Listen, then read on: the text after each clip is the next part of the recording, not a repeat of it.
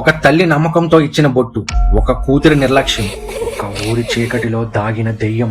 తల్లి భయంతో కూతురికి చెప్తుంది, ఇది ఆంజనేయుడు పాదాల దగ్గర పెట్టిన బొట్టు.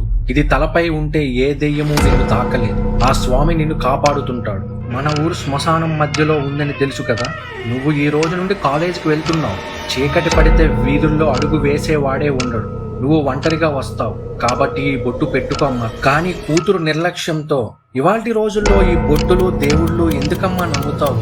నన్ను నేను కాపాడుకోగలను. తల్లి మాత్రం ప్రేమతో, నువ్వు నమ్మకపోయినా నేను నిన్ను ఆయనకి అప్పగిస్తున్నాను తల్లి.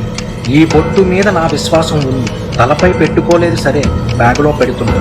ఆ స్వామిని తలుచుకొని పెట్టుకో. ఆంజనేయుడు నిన్ను చూస్తాడు, నిన్ను కాపాడుతాడు. వెళ్ళిరా. ఆమె తలపై బొట్టు లేదు, కానీ బ్యాగులో ఉంది. ఆ దేవుడు ఆమెను చూస్తాడా? ఇంకా రాత్రి పడలేదు, కానీ చీకటి ముందే వేట మొదలుపెట్టింది. ఆ రోజు రాత్రి